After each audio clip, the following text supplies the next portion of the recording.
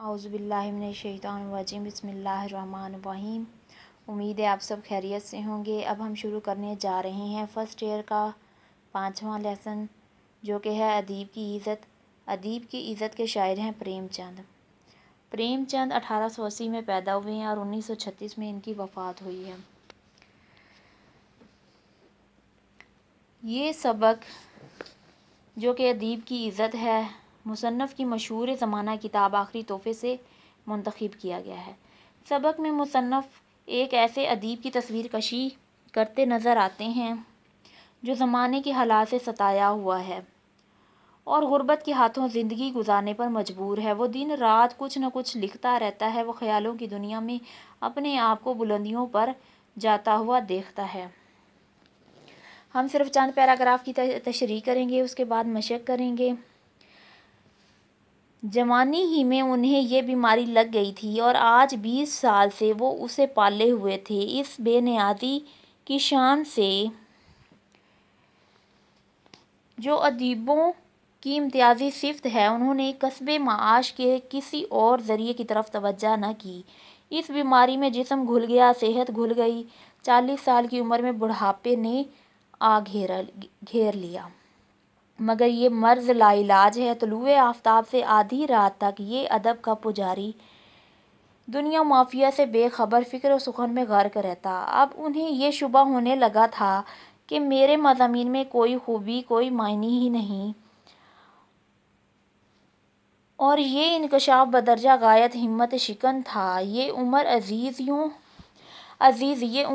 یوں تلف ہو گئی۔ یہ تسکین بھی نہیں کہ دنیا نے نہ قدری کی، مگر ان کا کارنامہ حیات حقیقت نہیں۔ اس پیراگراف میں شاعر بیان کرتے ہیں ایک ایسے ادیب کے بارے میں جن کا نام حضرت قمر ہے۔ حضرت قمر کے بارے میں وہ بتاتے ہیں کہ وہ اعلیٰ پائے کے شاعر تھے۔ جوانی کی عمر میں جو کہ جوش و جذبے کے عروج کا زمانہ ہوتا ہے، انہوں نے اپنے آپ کو شعر و شاعری اور لکھنے لکھانے کے کام کے لیے وقف کیا ہوا تھا۔ اپنی تمام تر توجہ اور دھیان ادب تخلیق کرنے میں لگا دی۔ انہوں نے دنیا کے باقی معمولات کو ثانوی حیثیت دے رکھی تھی، جبکہ شعر و شاعری کو اولیت دیتے تھے، جس کی وجہ سے مصنف نے حضرت قمر کے شعر و شاعری کے والہانہ شوق اور جذبے کو بیماری قرار دے دیا ہے۔ جب انسان کو کوئی بیماری لاحق ہو جاتی ہے اور اس کا علاج بھی نہ کرایا جائے تو بیماری میں کمی نہیں آتی بلکہ زیادہ ہوتی جاتی ہے۔ اسی طرح قمر صاحب کے لکھنے لکھانے کے شوق میں بھی کمی نہیں آ رہی تھی بلکہ اضافہ ہو رہا تھا، اور 20 سال سے اس بیماری میں وہ مبتلا تھے۔ شاعر عموماً حساس اور نازک مزاج ہوتے ہیں۔ ان کی یہ خاصیت ہوتی ہے کہ وہ اعلیٰ فن پارے تو تخلیق کر سکتے ہیں، لیکن اپنی نازک مزاجی کی وجہ سے دنیاوی معاملات میں خاصی بے نیازی کا ثبوت دیتے ہیں۔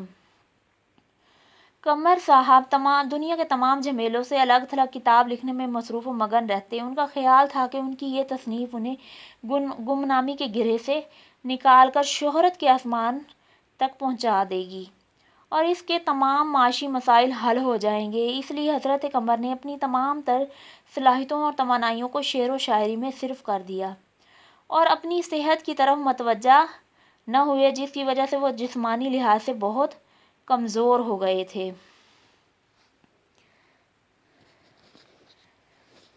ایک دفعہ کیا ہوتا ہے کہ ایک رئیس کے یہاں کوئی تقریب ہوتی ہے جس نے حضرت قمر کو بھی مدعو کیا ہے۔ آج ان کا دل خوشی کے گھوڑے پر بیٹھا ہوا ناچ رہا ہے۔ سارے دن وہ اسی تخیل میں محور ہے۔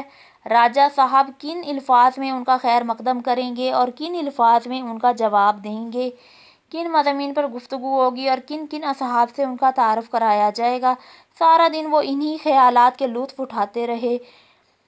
اس موقع کے لیے انہوں نے ایک نظم بھی تیار کی تھی جس میں انہوں نے زندگی کو ایک باغ سے تشبیہ دی تھی۔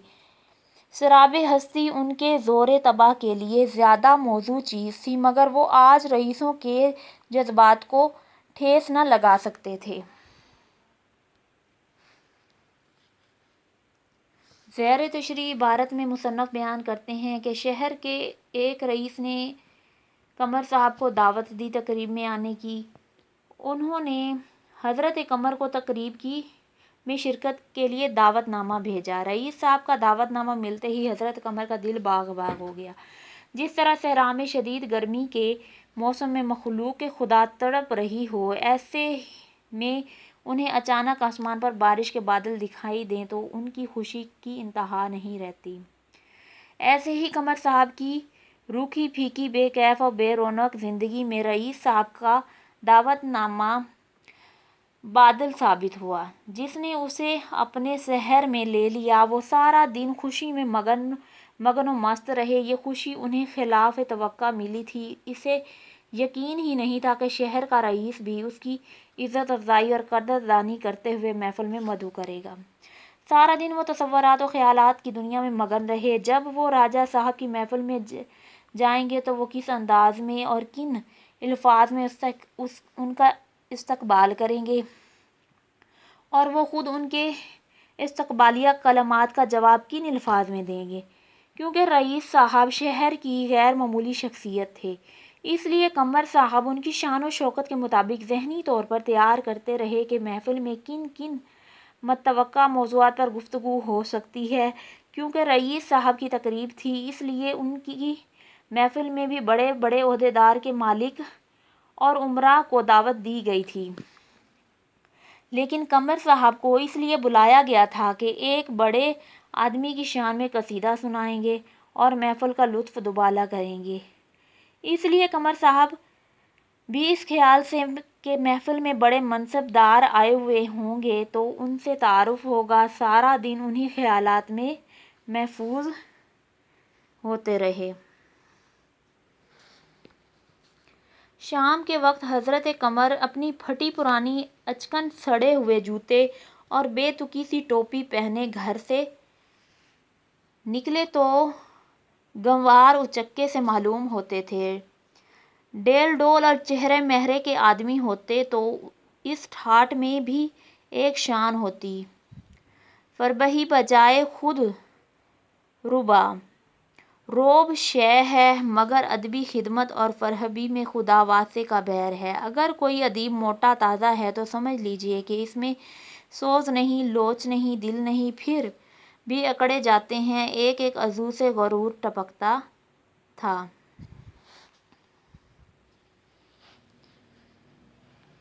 اس پیراگراف میں مصنف نے حضرت قمر کی رئیس صاحب کی تقریب کے لیے روانگی کے وقت ان کے حلیے، جذبات اور احساسات کی لفظی تصویر کشی پیش کی ہے۔ لکھتے ہیں کہ شام کے وقت حضرت قمر راجا صاحب کی محفل کے لیے گھر سے نکلے تو انہوں نے پھٹی پرانی بوسیدہ سی اچکن زیب پہن کر رکھی تھی اور پاؤں میں سڑے ہوئے اور پرانے جوتے پہنے ہوئے تھے اور سر پر بے ڈھنگی سی ٹوپی پہن رکھی تھی۔ اس شکل و صورت سے وہ جاہل، اجڑ، چور اچکے اور اٹھائی گیر معلوم ہوتے تھے۔ کیا ہوتے تھے؟ چور اچکے معلوم ہوتے تھے، کیونکہ انسان کی ظاہری شکل و صورت کا اپنا ایک تاثر ہوتا ہے۔ بلند قد و قامت، اچھی شکل و صورت انسان کو پروقار بنا دیتی ہے اور دیکھنے والے متاثر ہوئے بغیر نہیں رہ سکتے۔ چنانچہ قمر صاحب بھی بلند قد و قامت، اچھی شکل و صورت کے مالک ہوتے تو اس ٹھاٹھ میں بھی ایک شان نظر آتی۔ دراصل موجودہ زمانہ نمائش اور ریاکاری کا ہے۔ آج مصنوعی ظاہری چیزوں کی قدر و قیمت اور عظمت ہے، انسان سے زیادہ لباس کی اہمیت ہے۔ جس کا لباس قیمتی اور شاندار ہو، لوگ اس سے فوری متاثر ہو جاتے ہیں اور اس کو ہر جگہ مقام دیا جاتا ہے۔ اس لیے آج کے دور کا انسان اپنی ذاتی خوبیوں پر توجہ دینے کی بجائے لباس پر توانائی صرف کر رہا ہے۔ یوں گھر سے نکل کر وہ دکانداروں سے آنکھ بچا کر نکل جاتے تھے، مگر آج وہ گردن اٹھائے ان کے سامنے سے جا رہے تھے۔ آج وہ ان کے تقاضوں کا دندان شکن جواب دینے کو تیار تھے۔ مگر شام کا وقت تھا، ہر ایک دکان پر خریداروں کا ہجوم تھا۔ کوئی ان کی طرف نہیں دیکھتا۔ جس رقم کو وہ بہت زیادہ سمجھتے تھے وہ دکانداروں کی نگاہوں میں معمولی تھی، کم از کم ایسی نہ تھی جس کی خاطر وہ کسی کی عزت اتار کر رکھ دیں۔ حضرت قمر نے ایک مرتبہ سارے بازار کا چکر لگایا، پھر جی نہ بھرا تب دوسرا چکر لگایا۔ اس سے بھی جی نہ بنا تو تب وہ خود حافظ صمد کی دکان پر جا کر کھڑے ہو گئے۔ حافظ صاحب بساتی کا کام کرتے تھے۔ قمر کو دیکھ کر بولے، واہ حضرت، ابھی تک چھپاتے کے دام نہیں ملے۔ واہ حضرت، ابھی تک چھاتے کے دام نہیں ملے۔ ایسے 150 گاہک مل جائیں تو دیوالیہ نکل جائے۔ اب تو دن بہت ہو گئے ہیں۔ زیر تشریح عبارت میں مصنف بیان کرتے ہیں کہ حضرت قمر مسائل اور مشکلات کا شکار تھے، خستہ حالی اور معاشی مسائل کی چکی میں پیسے ہوئے تھے۔ تحریروں کی اور چند اخباروں سے تھوڑی سی رقم مل جاتی تھی، جس کی وجہ سے 2 وقت کی روٹی بھی ڈھنگ کی تیار نہیں ہوتی تھی۔ چنانچہ حضرت قمر کو گھر چلانے کے لیے اکثر قرض لینا پڑتا۔ ان کی آمدنی کا کوئی خاص بندوبست نہ ہونے کی وجہ سے وقت مقررہ پر قرض ادا کرنے کی نوبت بھی نہ آتی۔ راجہ صاحب کا دعوت نامہ ملنے کی وجہ سے حضرت قمر میں بھرپور اعتماد اور رعب آ گیا تھا۔ اس سے قبل قمر گھر سے نکلتے ہی نہیں تھے۔ اگر کبھی بامر مجبوری گھر سے باہر جانا پڑ بھی جاتا تو قمر دکان داروں سے کترا کر نکل جاتے تھے، کہیں قرض کی واپسی کا مطالبہ نہ کر دیں اور سب کے سامنے عزت خاک میں نہ مل جائے۔ لیکن آج قمر صاحب سب کے سامنے بڑے اعتماد سے گزر رہے تھے۔ اور راجہ صاحب کا کارڈ انہیں یوں محسوس ہو رہا تھا کہ شاید ان کے ہاتھ میں دنیا جہان کی دولت آ گئی ہو۔ آج دکانداروں کے قرض کے مطالبے کا منہ توڑ جواب دینے کے لیے تیار تھے، مگر شام کے وقت دکانوں پر خریداروں کا ہجوم تھا، اس لیے کوئی بھی دکاندار حضرت قمر کی طرف متوجہ نہ ہوا۔ جس رقم کو حضرت قمر زیادہ سمجھتے تھے، وہ رقم دکانداروں کی نگاہ میں انتہائی معمولی سی رقم تھی۔ بہرحال اتنی رقم نہیں تھی کہ سب کے سامنے اس کی بے عزتی کر دیں۔ حضرت قمر نے ایک مرتبہ سارے بازار کا چکر لگایا، کوئی اس کی طرف متوجہ نہ ہوا۔ اس کے بعد دوسرا چکر لگایا، اس سے بھی کچھ نہ بنا۔ تب وہ خود حافظ صمد کی دکان پر کھڑے ہو گئے تاکہ وہ قرض کا مطالبہ کریں، اور وہ رئیس صاحب کی نسبت ظاہر کر کے رعب ڈالنا چاہتے تھے۔ حافظ صمد قمر صاحب کو دیکھ کر بولے، کہا، واہ صاحب، آپ نے ابھی تک اپنے ذمہ قرض ادا نہیں کیا۔ آپ جیسے مزید گاہک آ جائیں تو دیوالیہ ہی نکل جائے۔